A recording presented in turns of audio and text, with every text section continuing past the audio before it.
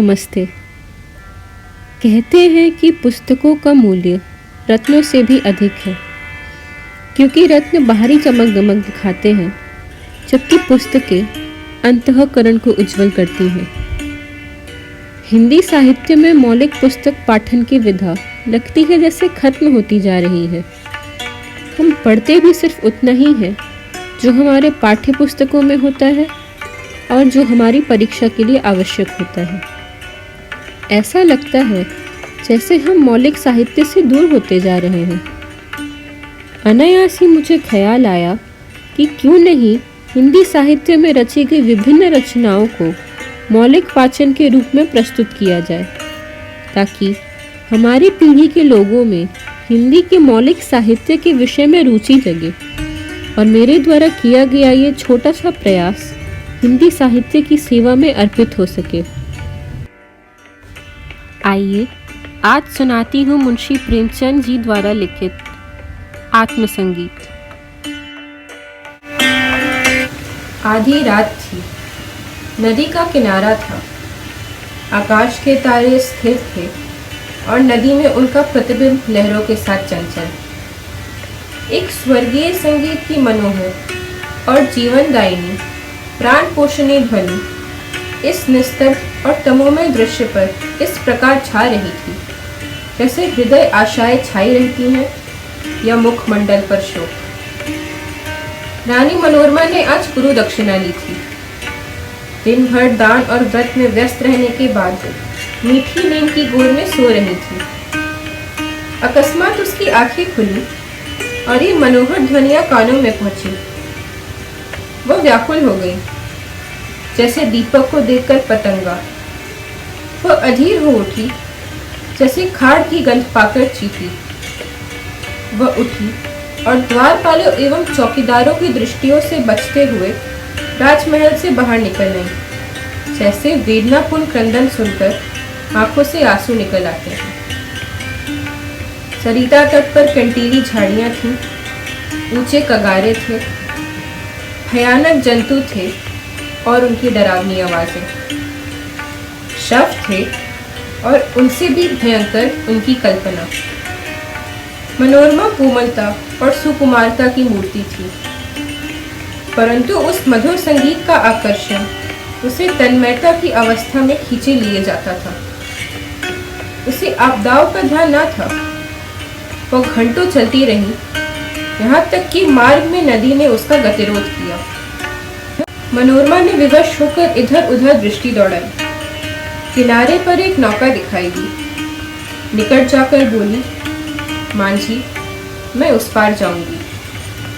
इस मनोहर राग ने मुझे व्याकुल कर दिया है। मांझी बोला, रात को नाव नहीं खुल सकता। हवा तेज है और लहरें डरावनी, जान जोखिम है।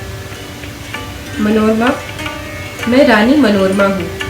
नाव खोल दे, मुंह मांगी मजदूरी दूंगी।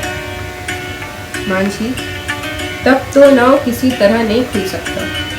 रानियों का इस नदी में निभा नहीं। मनोरमा, चौधरी, तेरे पाँव पड़ती हूँ, शीघ्र नाव खोल दे। मेरे प्राण उस ओर खींचे चले जाते हैं। मांझी, क्या इनाम मिलेगा? मनोरमा, जो तू मांगे। मांझी, आप ही कह दें, मैं गवार क्या जानूं ये रानियों से क्या चीज मांगनी चाहिए। कहीं कोई ऐसी चीज ना मांग लूं जो आपकी प्रतिष्ठा के विरुद्ध हो। मनोरमा, मेरा ये हार अत्यंत मूल्यवान है, मैं इसे खेवे में देती हूँ। मनोरमा ने गले से हार निकाला। उसकी चमक से मांझी का मुखमंडल प्रकाशित हो गया। वो चेहरा जो हमेशा झुर्रियों से भरा रहता था।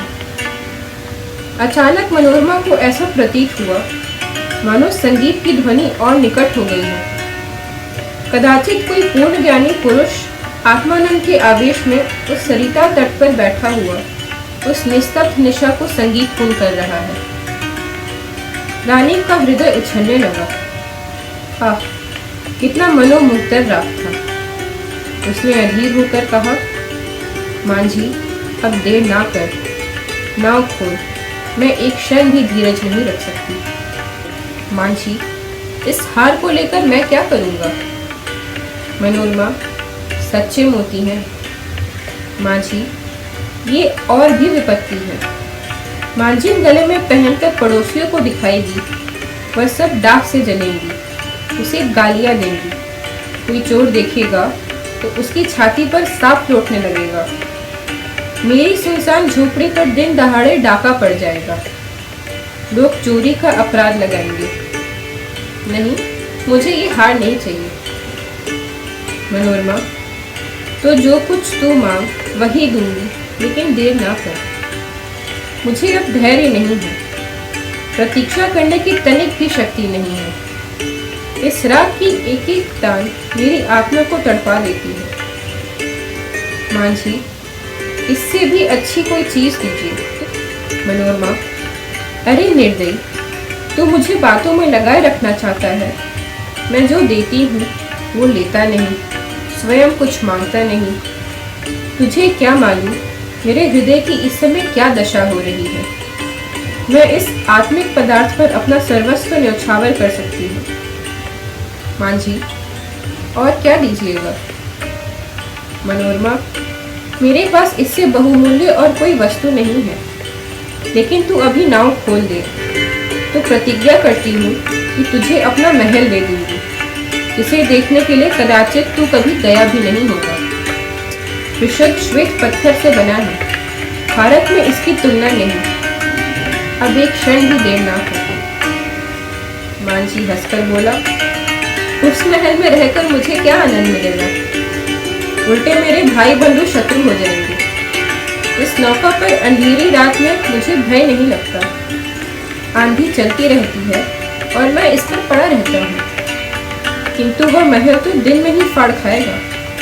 मेरे घर के आदमी तो उसके एक कोने में समा जाएंगे, और आदमी कहाँ से लाऊंगा? मेरे नौकर चाकर कहाँ? इतना माल असबाब कहाँ?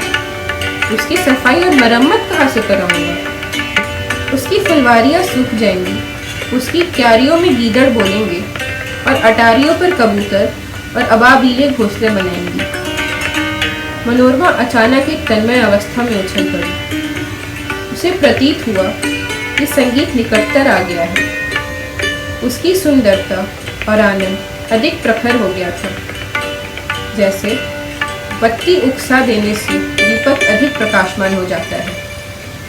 पहले चित्ताकर्षक था तो अब आवेशजनक हो गया था। मनोरमा ने व्याकुल होकर कहा, तो फिर अपने मुंह से क्यों कुछ नहीं मांगता? आहा, कितना विरागजनक राग है, कितना विहल करने वाला।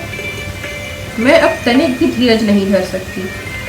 पानी उतार में जाने के लिए जितना व्याकुल होता है, श्वास हवा के लिए जितनी विकल होती है, गंध उड़ जाने के लिए जितना व्याकुल होता है, मैं उस स्वर्गीय संगीत के लिए उतनी व्याकुल हूँ। उस संगीत में कोयल की सी मस्ती है, पपीए की सी वेदना, श्यामा की सी विहलता। इसमें झरनों का सा जोर है और आंधी का सा बल। इसमें वह सब कुछ है जिससे विवेकाग्नि प्रज्वलित होती है, जिससे आत्मा समाहित होती है और अंतःकरण पवित्र होता है।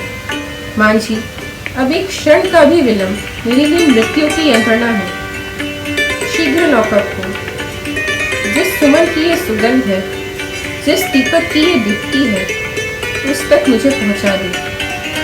मैं देख नहीं सकती, इस संगीत का रचयिता कहीं निकट ही बैठा हुआ है, बहुत निकट।